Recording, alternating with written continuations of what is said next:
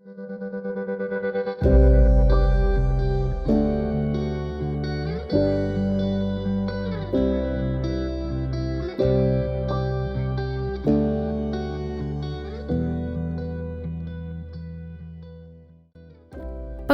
ekonomi wilayah adalah suatu proses untuk meningkatkan kemakmuran masyarakat dalam suatu wilayah dengan mengelola sumber daya alam maupun memanfaatkan sumber daya buatan, sumber daya manusia, dana dan teknologi untuk menciptakan berbagai peluang dalam rangka menghasilkan barang dan jasa yang bernilai ekonomi. Oleh karena itu, penyusunan roadmap penumbuhan dan pengembangan ekonomi wilayah melalui optimalisasi sumber daya desa sangat dibutuhkan dalam menumbuhkan ekonomi wilayah di DIY. Perekonomian DIY triwulan 2 2021 dibandingkan triwulan 2 2020 secara year on year tumbuh sebesar 11,81%. Pertumbuhan ini berbeda arah jika dibandingkan dengan triwulan yang sama pada tahun sebelumnya yang mengalami kontraksi sebesar 6,88%. Nominal pertumbuhan ekonomi pada periode tersebut telah mencapai 36,62 triliun rupiah. Sementara itu, struktur ekonomi DIY dilihat dari distribusi persentase PDRB pada triwulan 2 2021 masih didominasi oleh lapangan usaha industri pengolahan, informasi dan komunikasi, konstruksi, serta penyediaan akomodasi dan makan minum. Dalam mengukur ketimpangan suatu wilayah, pendekatan yang sering dilakukan adalah mengukur Gini rasio dan indeks Williamson. Indeks Gini di DIY cenderung fluktuatif dalam kategori ketidakmerataan sedang. Sementara data indeks Williamson cenderung mengalami peningkatan selama periode 2008 hingga 2020.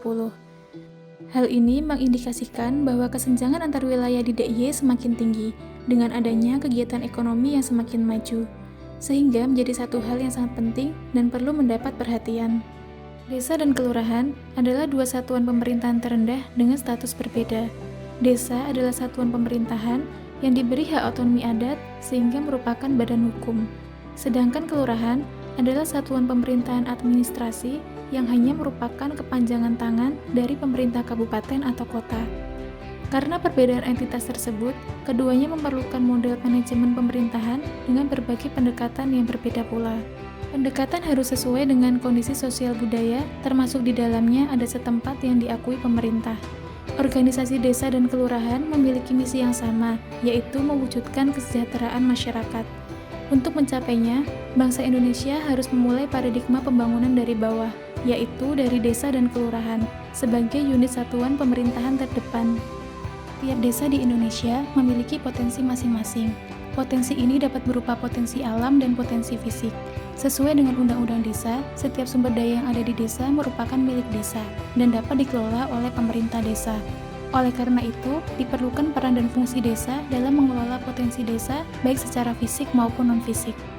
Dalam Undang-Undang Nomor 32 Tahun 2004 dan PP Nomor 72 Tahun 2005 diamanatkan bahwa dalam meningkatkan pendapatan masyarakat dan desa, pemerintah desa dapat mendirikan badan usaha milik desa sesuai dengan kebutuhan dan potensi desa.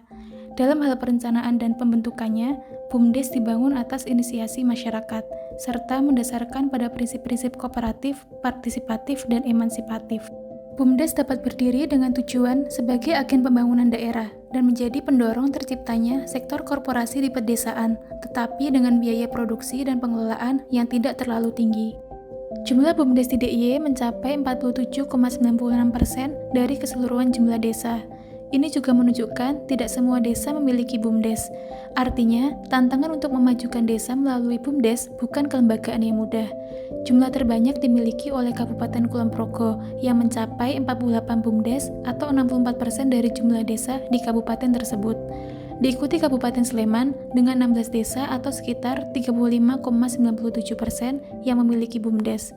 Kemudian Bantul sebanyak 15 BUMDes atau sekitar 53,57% dari 28 desa.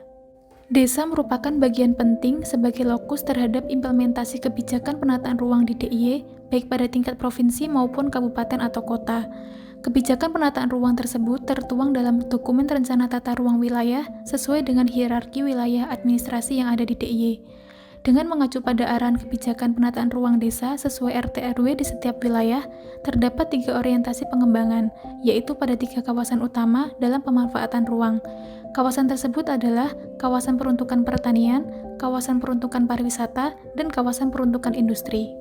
Pada kajian ini, analisis data primer yang dilakukan berupa survei kuantitatif. Survei kajian ini melibatkan 62 responden dari desa atau kelurahan di 5 kabupaten atau kota di DIY. Tingkat relevansi dan kepercayaan responden terwakili oleh dipilihnya kepala desa, sekretaris atau perwakilannya yang mengetahui permasalahan dan potensi di wilayah desa dan kelurahannya. Dari hasil survei, pengembangan komoditas unggulan berbasis agro di DIY yang paling banyak dikembangkan adalah palawija sebanyak 60%. Dan padi sebanyak 53%. Selanjutnya, berdasarkan pengembangan komoditas unggulan berbasis jasa, bisnis unggulan yang paling berkembang adalah penginapan, perhotelan, kuliner, serta pariwisata. Terdapat satu potensi, yaitu pelatihan, yang memiliki peluang untuk dapat dikembangkan lebih lanjut. Pengembangan komoditas unggulan berbasis sumber daya manusia juga merupakan kekuatan yang harus dipertimbangkan ke depan. Berbagai industri kreatif di Yogyakarta berkembang karena SDM yang mampu mengeksplorasi banyak hal, seperti koperasi, kelompok tani, kelompok wanita tani, serta inisiasi pengolahan sampah. Kemudian, mayoritas responden di DIY mengakui bahwa rata-rata di masing-masing wilayahnya sudah mengembangkan komoditas unggulan berbasis seni dan budaya tradisi, antara lain musik tradisional, tari-tarian, serta berbagai upacara adat yang sudah berkembang menjadi bagian dari objek suguhan wisata di Provinsi DIY. Sementara itu, pengembangan komoditas unggulan berbasis kerajinan, diantaranya yang paling banyak dikembangkan adalah kerajinan berbasis kayu dan bambu. Berdasarkan wilayah, pemetaan potensi desa dari sektor industri di DIY menunjukkan beberapa potensi yang spesifik, yang didominasi oleh industri kerajinan dan olahan perkebunan. Kabupaten Bantul memiliki potensi industri kerajinan, di antaranya kerajinan dari kayu dan bambu, industri kulit, dan gerabah. Di Kabupaten Sleman, dijumpai berbagai potensi industri pertunjukan, musik dan seni budaya, serta industri kerajinan. Potensi desa di sektor pertanian di DIY diidentifikasi paling banyak berupa pertanian padi dan palawija. Di Kabupaten Kulon Progo, dijumpai potensi hortikultura dan palawija, serta produk perhutanan. Pada Kabupaten Gunung Kidul dijumpai potensi singkong dan palawija. Hasil pemetaan potensi desa di DIY dari sektor pariwisata menunjukkan sebagian besar didominasi jasa akomodasi, kuliner, wisata budaya, dan wisata alam. Pada kota Yogyakarta yang merupakan perkotaan, sektor pariwisata didominasi jasa akomodasi dan penginapan, kuliner, kerajinan, serta seni budaya dan tradisi. Berdasarkan temuan tersebut, strategi yang bisa dilakukan untuk menumbuhkan ekonomi wilayah yang berbasis optimalisasi sumber daya desa terdiri dari 3 tahapan. 3 tahapan tersebut yakni program-program peta jalan jangka pendek di 5 tahun pertama, lalu disusul visi misi secara umum pada rencana jangka menengah, dan peta jalan panjang untuk jangka waktu 25 tahun. Aspek yang diperhitungkan dalam roadmap diantaranya peningkatan kapasitas SDM, kelembagaan, dan marketing network guna tercapainya pembangunan dari desa.